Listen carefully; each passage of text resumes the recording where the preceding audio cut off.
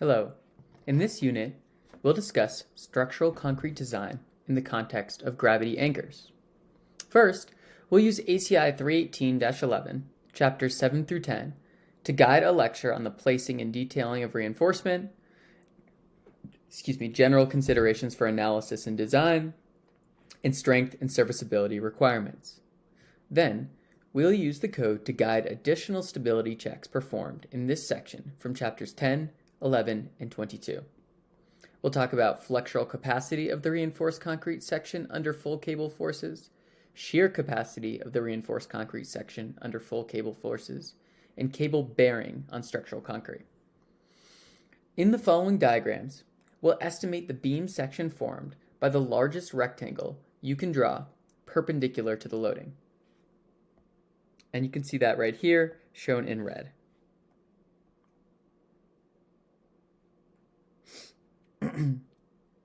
Now, it's good to note that this is a conservative assumption.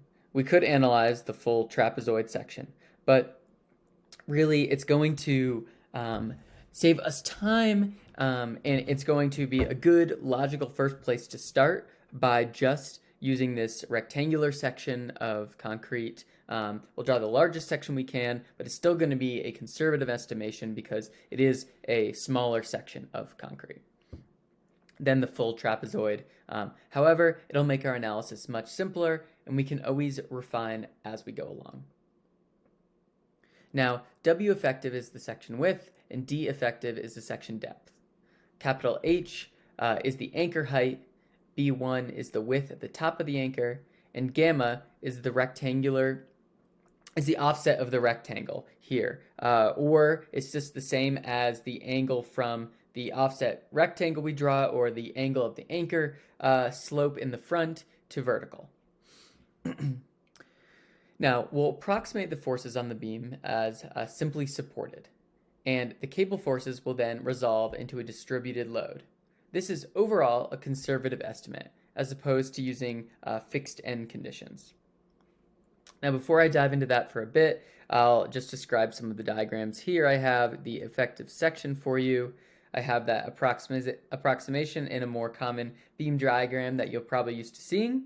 And then a few equations here underlined in red to mathematically calculate the effective depth and effective width.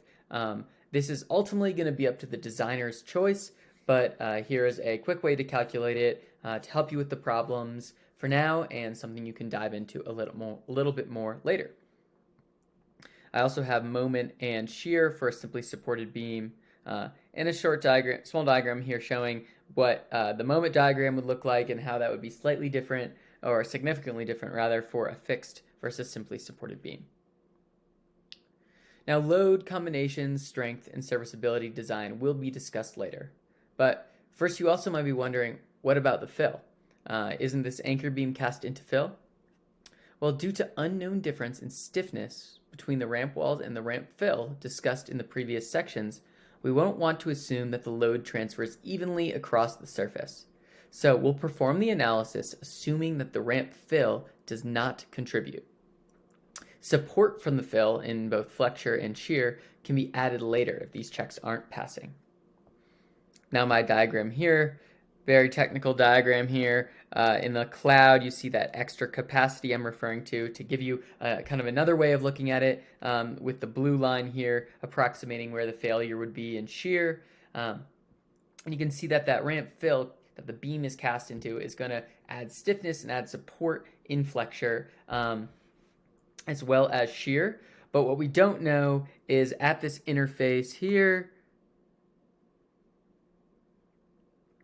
how much the beam is going to start deforming before it actually does begin to fully weight the fill, because those materials have different stiffnesses.